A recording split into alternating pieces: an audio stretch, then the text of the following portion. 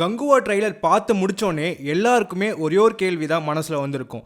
நம்ம சிறுத்தை சிவா படமா இதுன்னு கண்டிப்பாக எல்லாருமே யோசிச்சிருந்திருப்போம்.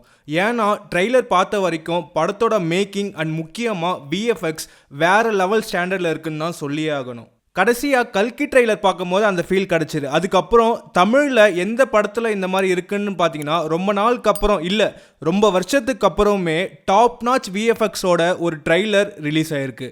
ட்ரைலரில் பார்த்தீங்கன்னா கழுகு, பாம்பு, முதலை, சுறான்னு எல்லாத்தோட விஎஃப்எக்ஸும் வேறு லெவலில் பண்ணியிருக்காங்க.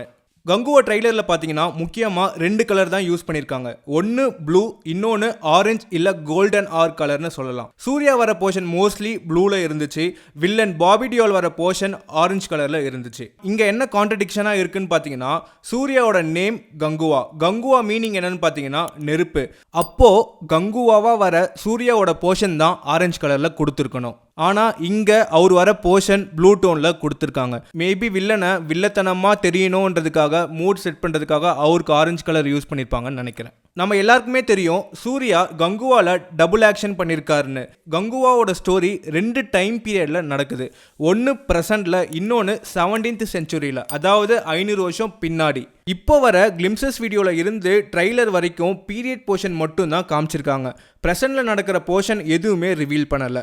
அதே மாதிரி படத்தில் மேஜர் காஸ்டான தீஷா பட்டானி, யோகி பாபு எல்லாருமே ப்ரெசண்டில் நடக்கிற ஸ்டோரியில் தான் வரதுக்கு அதிகமாக வாய்ப்பு இருக்குது. இது எல்லாம் மீறி ஒரு முக்கியமான விஷயம் தொக்கி நிற்குது. கங்குவா படத்தில் கார்த்தி இருக்காரா இல்லையா? ரீசெண்டாக இதை பற்றி டிரெக்டர்கிட்ட கேட்டதுக்கு அவர் தெரிலன்னு தான் சொல்லியிருக்காரு, இல்லைன்னு சொல்லலை. அதே மாதிரி ட்ரெய்லரோட லாஸ்ட்டில் பார்த்தீங்கன்னா யாரோ குதிரையில் வர மாதிரி அவுட் ஆஃப் ஃபோக்கஸில் காமிச்சு முடிச்சிருக்காங்க. அதை பார்த்து நம்ம மக்கள் அது கண்டிப்பாக கார்த்தியா தான் இருக்கும்னு பேச ஆரம்பிச்சிட்டாங்க. அது யாரா வேணா இருக்கலாம், கார்த்தியா கூட இருக்கலாம். ட்ரெய்லரில் சூர்யா வேற ஒரு டைலாக் சொல்றாரு, உன் ரத்தமும் என் ரத்தமும் வெவ்வேறா அப்படின்ட்டு. அது யார்கிட்ட சொல்றாருன்னு தான் தெரியல. கங்குவா டீம் நம்மளை கன்ஃபியூஸ் பண்றதுக்காகவே அந்த டைலாக வச்ச மாதிரி இருக்கு. கார்த்தி படத்துல இருக்காரா இல்லையான்னு பொறுத்து இருந்து பார்ப்போம். கங்குவா படத்தோட எக்ஸ்பெக்டேஷன் ட்ரைலர் ரிலீஸ் ஆனதுக்கு அப்புறம் எங்கேயோ போயிடுச்சுன்னு தான் சொல்லணும். ட்ரைலரும் பார்க்க தாறுமாறா இருக்கு.